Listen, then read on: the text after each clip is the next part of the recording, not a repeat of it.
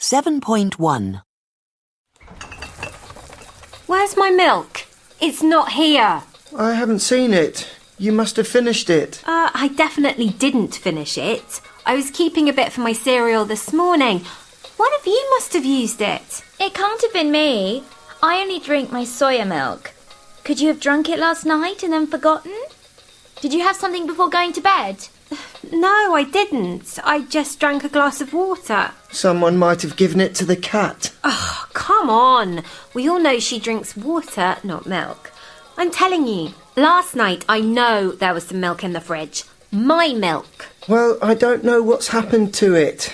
In any case, you should have put your name on it. I did put my name on it, in capital letters. And it wasn't me, because I stayed at Mike's last night and I had breakfast there before getting back here. What are you drinking, Jack? Just coffee? Yes, white coffee. That's where my milk went.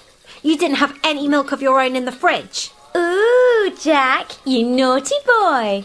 Well, you can go to the supermarket and get me some more. Okay, calm down. I'll go and get you some milk.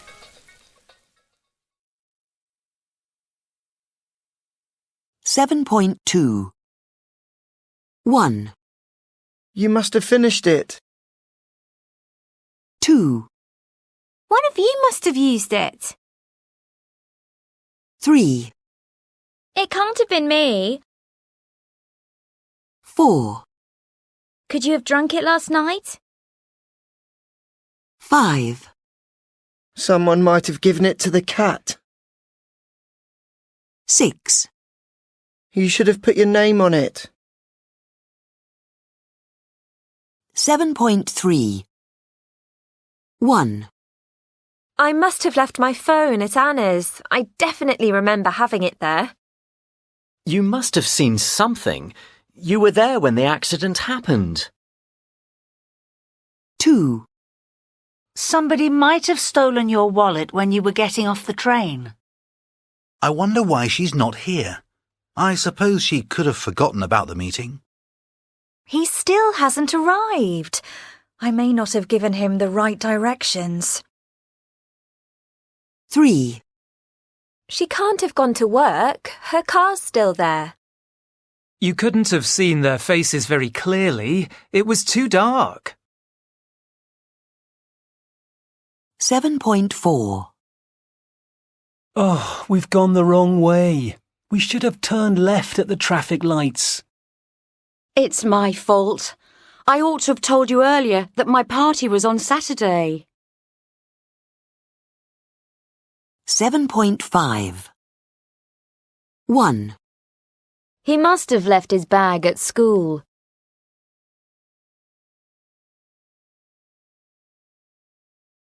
2, You must have known it would happen.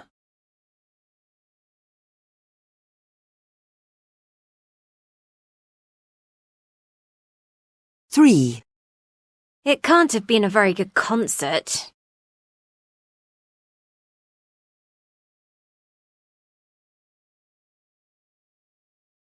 4, Could you have left it on the bus?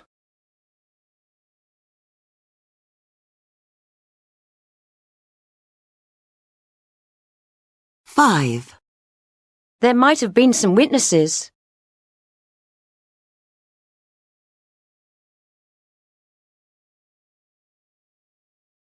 6, You should have phoned me.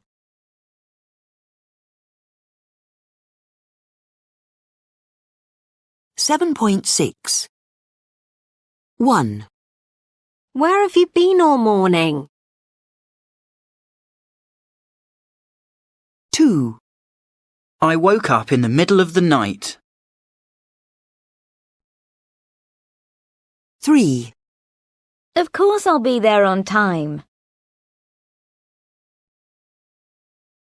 4, We can't have gone the wrong way. 5, I'll have finished in about 10 minutes.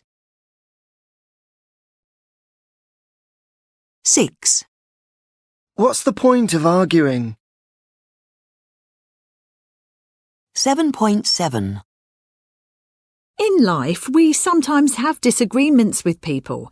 It could be with your partner, with your boss, with your parents, or with a friend.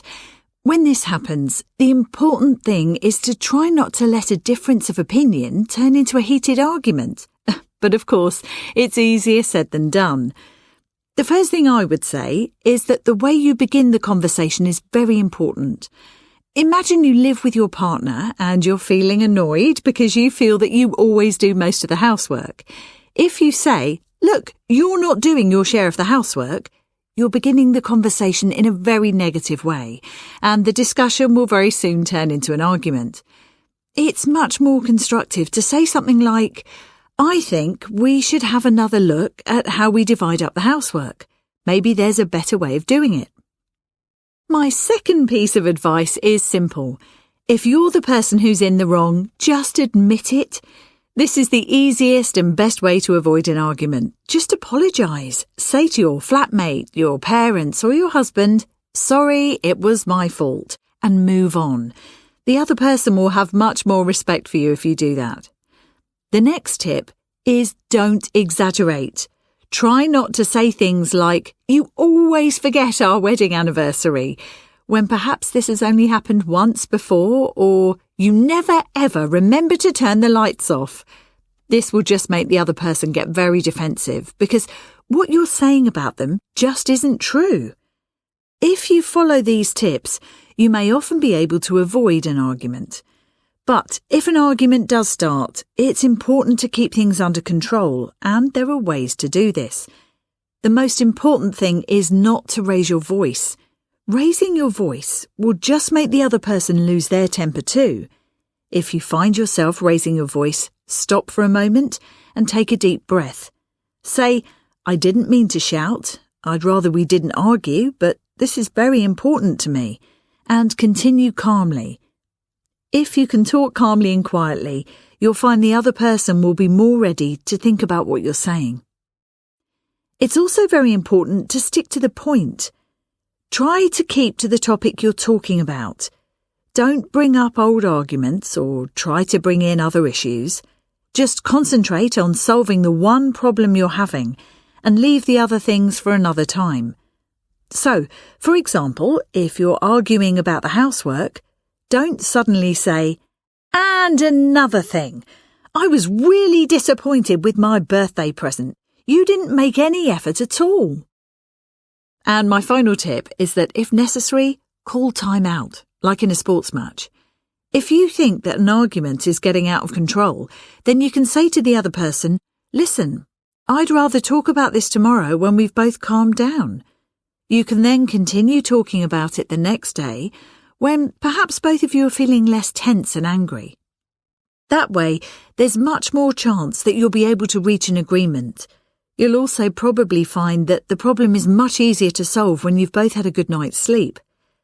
But I want to say one last thing which I think is very important. Some people think that arguing is always bad, but that isn't true. Conflict is a normal part of life, and dealing with conflict is an important part of any relationship, whether it's 3 people sharing a flat, a married couple, or just 2 good friends. If you don't learn to argue properly, then when a real problem comes along, you won't be prepared to face it together. Think of all the smaller arguments as training sessions. Learn how to argue cleanly and fairly. It will help your relationships become stronger and last longer. 7.8. 1. So, what do you have to say for yourself? I didn't do it. It definitely wasn't me that did it. It must have been somebody else who stole the phone. 2. OK, so who would like to go first? James? Well, one idea is to make this new marketing campaign entirely digital and just have online advertisements. Interesting, though I'm not sure that would work. What do you think, Sarah? Well, I'm not too sure about that. 3. Don't even think of swimming here. There are crocodiles. Look, there's a sign over there. What? Let's get out of here! 4. The A245? Oh, no. We must have gone the wrong way. Of course we've gone the wrong way. You should have taken the second exit at the roundabout. What's the point of having a sat-nav if you don't do what it says? Well, if you knew the way to your cousin's house, then we wouldn't have to use the sat-nav. Why didn't you phone her before we left? It's always me who has the responsibility. That is so not true. You... 5. So, I just don't know what to do. Well, I think maybe you ought to talk to her.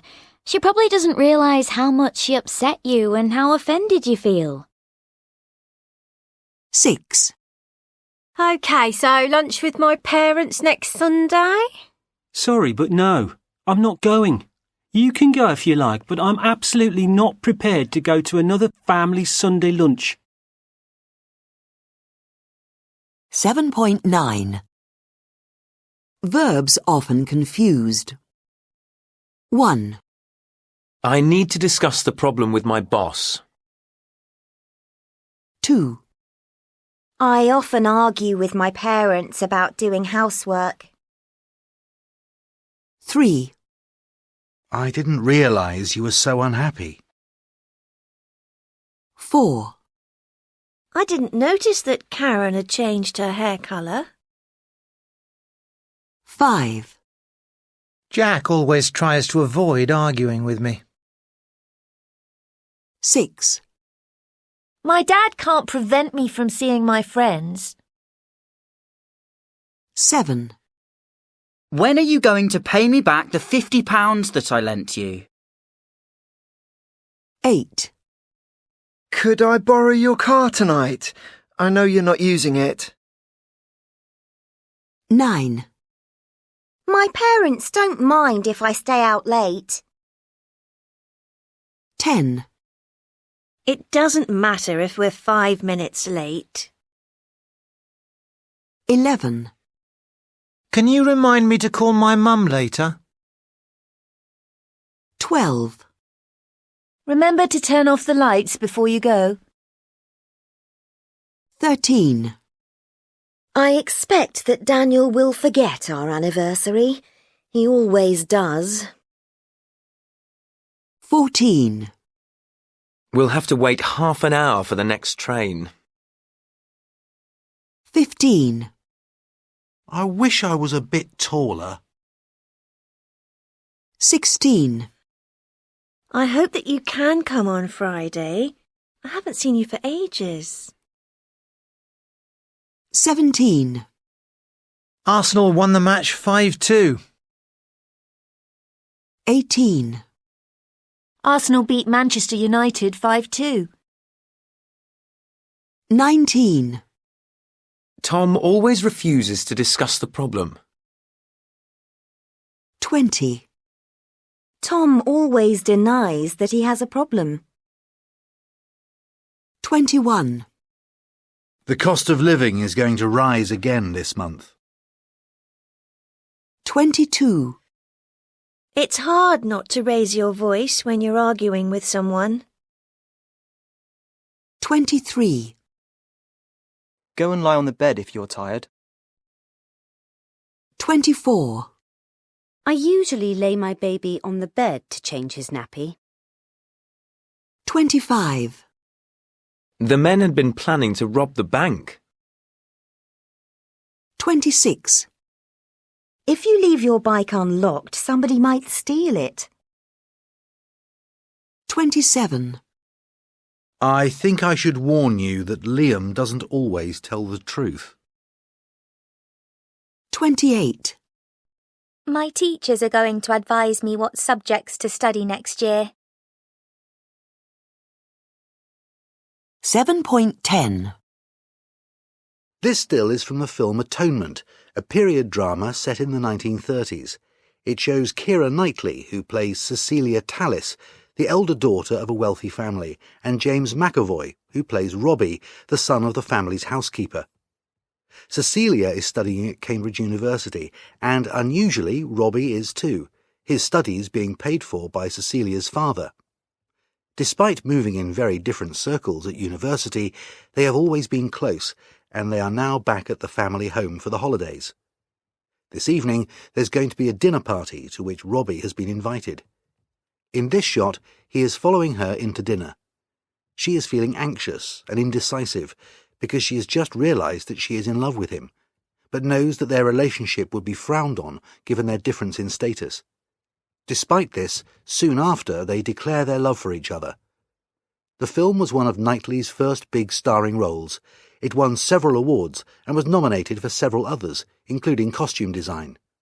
This green dress is one of the stunning outfits she appears in. 7.11. 1. You look tired. That cake smells good. These jeans don't feel comfortable. 2. Tim looks like his father. Are you sure this is coffee? It tastes like tea. This material feels like silk. Is it? 3. She looks as if she's been crying. It smells as if something's burning. It sounds as if it's raining. 4. I saw Jane this morning. She looked sad. I spoke to Jane this morning. She seemed sad. 7.12. A. Helen Mirren won a well-deserved Oscar for her performance as Queen Elizabeth II in The Queen. The film is about how the royal family responds to the tragic death of Diana, Princess of Wales, in a car crash in 1997.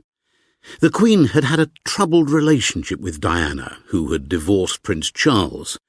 When Diana dies, she feels the death is a private affair and wants to protect her grandchildren, Princes William and Harry, from the paparazzi, so she keeps them at her castle in Scotland. However, there is a massive outpouring of grief from the general public who surround Buckingham Palace with flowers, and both the Prime Minister and Prince Charles think the Queen should return to London. At first she refuses, but in the end she is persuaded to come back, and in this scene, the climax of the film, she inspects the thousands of flowers outside the palace. Her expression shows a mixture of feelings, sadness, perhaps some surprise at the strength of the public's love for Diana, and perhaps relief that she had made the right decision in the end to come back to London. B. This is a scene from the fantasy film Fantastic Beasts and Where to Find Them, which is a prequel to the Harry Potter films. Set in 1926, the film stars Eddie Redmayne as the wizard Newt Scamander, who comes to New York with a suitcase containing several magical creatures. When he's at the bank, one of the creatures escapes from the suitcase. In this scene, he is desperately trying to recapture it and is watching, horrified, as it starts stealing things from people in the bank. J.K. Rowling herself both wrote the script and co-produced the film, and it was the first film set in Harry Potter's wizarding world to win an Oscar. C. Frances McDormand, who won an Oscar for Best Actress in 3 Billboards Outside Ebbing, Missouri, is without doubt one of the most versatile actresses of her generation. This still is from the Coen brothers' black comedy Burn After Reading, which also starred George Clooney and Brad Pitt. McDormand plays the role of Linda Litsky, a personal trainer who, with her co-worker Chad, tries to steal money from a retired CIA worker. Linda is in desperate need of money, mainly because she's obsessed with expensive cosmetic surgery. In this scene, she is discussing with the doctor the work she wants done. During the discussion, the doctor has suggested that she have an operation to get rid of her crow's feet, the lines and wrinkles around the eyes. Linda protests that they're baby, tiny crow's feet, and as the doctor explains the procedure, she feels more and more unsure and indecisive about what to do. The genius of McDormand's acting is that although the character of Linda is self-centered, Superficial and not very bright, MacDormand manages to portray her as a true American heroine. D. This still shows Daniel Kaluuya in the 2017 American horror movie Get Out. Daniel plays the role of Chris, a young black photographer who goes to meet the parents of his white girlfriend Rose, who live in a large house in the country. Although the parents try to make it clear that they are not at all racist, Chris quickly realizes that there is something very strange about them, and about the black servants they employ. In this scene, Rose's mother, a psychiatrist who practices hypnotherapy, is hypnotizing him. Although in theory it is to help him to stop smoking, here she gets him to relive the horror and the shock of the evening when he was 6 years old and his mother was killed in a car accident. Kaluuya was nominated for an Oscar for his performance, and the movie won the Oscar for Best Screenplay. 7.13 1.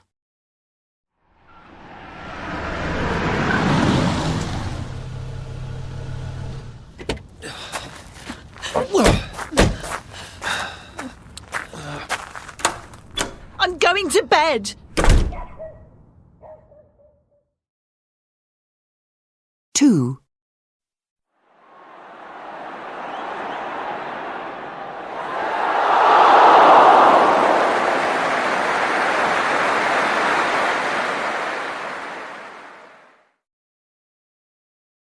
3.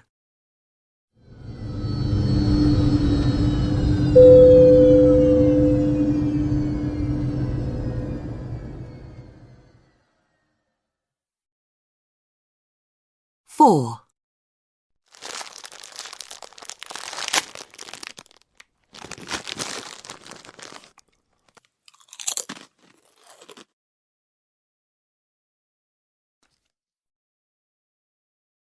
5.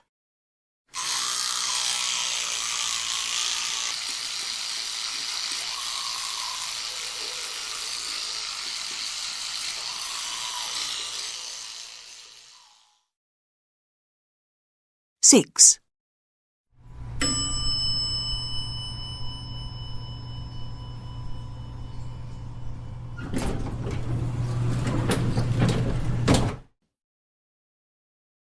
7.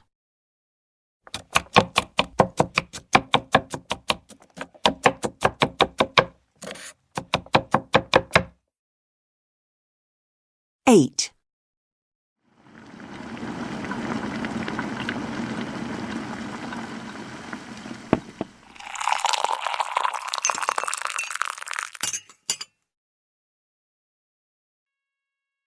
9.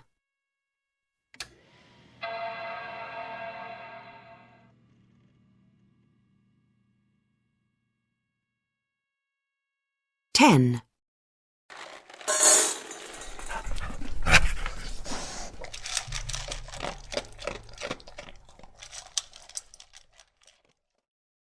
7.14 Exercise 2 is called Stroking an Animal. This exercise is often used in drama classes for beginners to help them to develop their body language. It should be done in a group. Each person must think of an animal they really like. It can be a wild or tame animal, big or small. Then imagine stroking it. Think about where it is. In your hand, in your arms, standing or sitting next to you. Now, one by one, mime the action to the rest of the group. They have to guess which animal it is.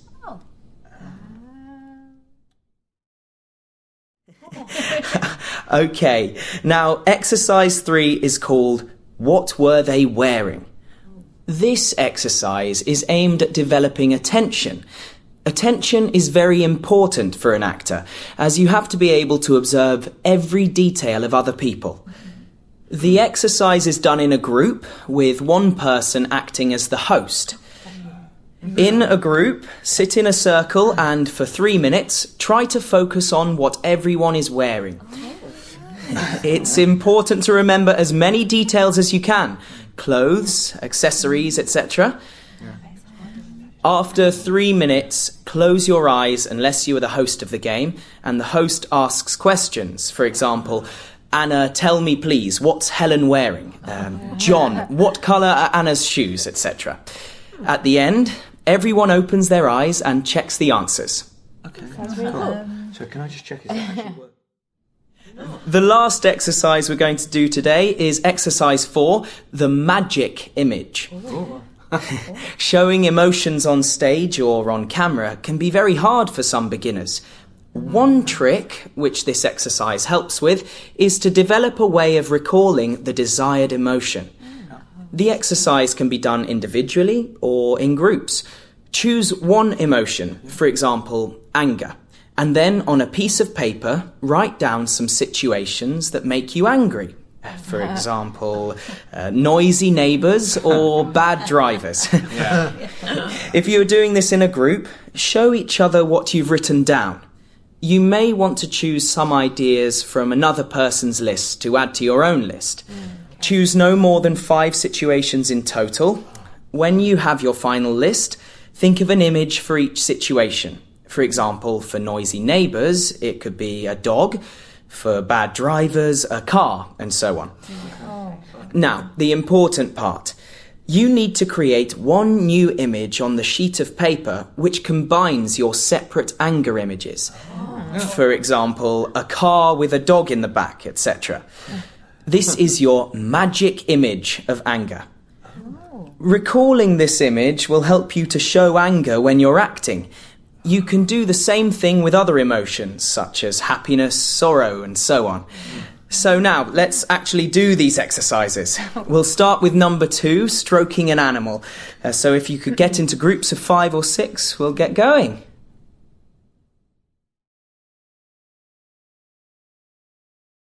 (7.15) B. 1. I. 2. Stubble.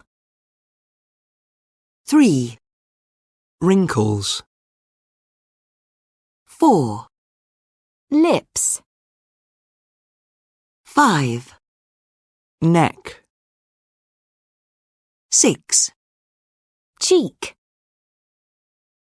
7. Forehead. 8. Chin. C. Eyebrow. Eyelash. Eyelid. 7.16 The body. 1. Parts of the body and organs. 4. Ankle. 1. Calf. 2. Heel. 3. Knee. 7. Elbow. 6. Fist. 9. Nails. 5. Palm. 8. Wrist. 13. Bottom. 10. Chest. 14. Hip. 12. Thigh. 11. Waist. 15. Brain. 18.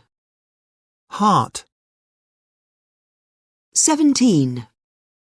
Kidneys. 16. Liver.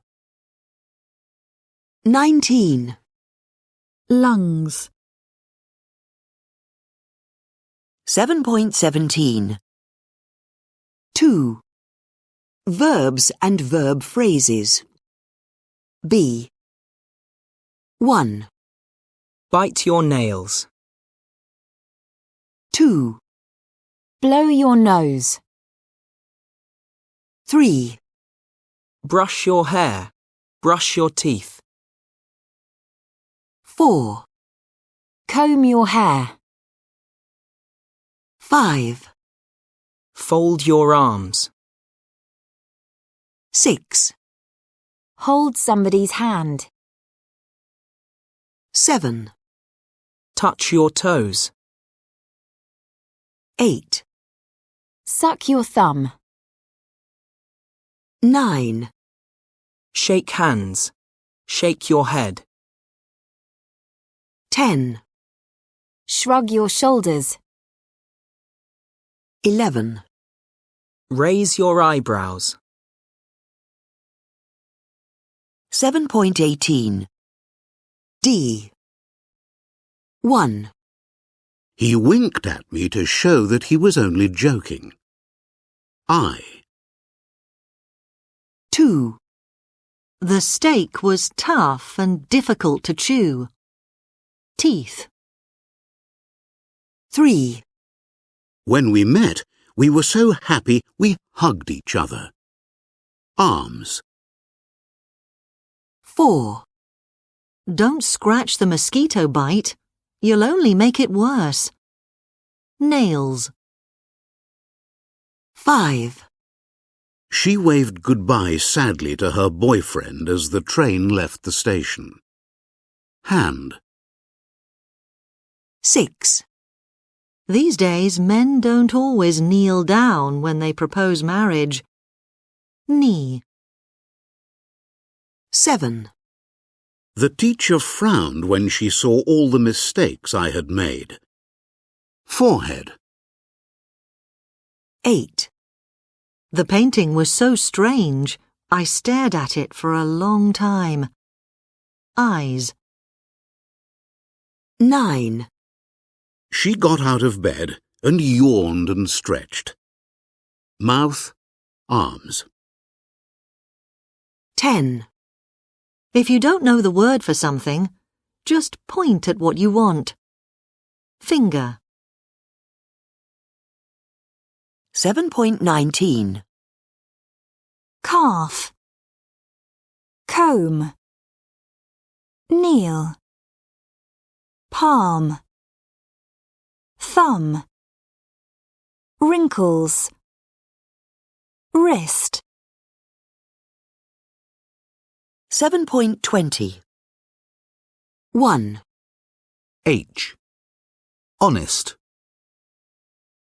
2, F. Fasten. 3, J. Muscle. 4, K. Whistle. 5, A. Aisle. 6, E. Doubt. 7, D. Design. 8, G. Half. 9, L. Whole. 10, B. Calm. 11, C. Climb. 12, I. Knock.